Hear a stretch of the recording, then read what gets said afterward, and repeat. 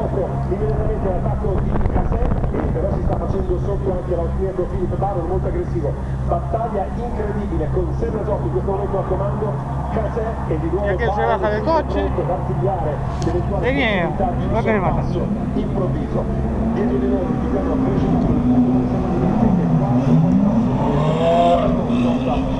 gruppo europeo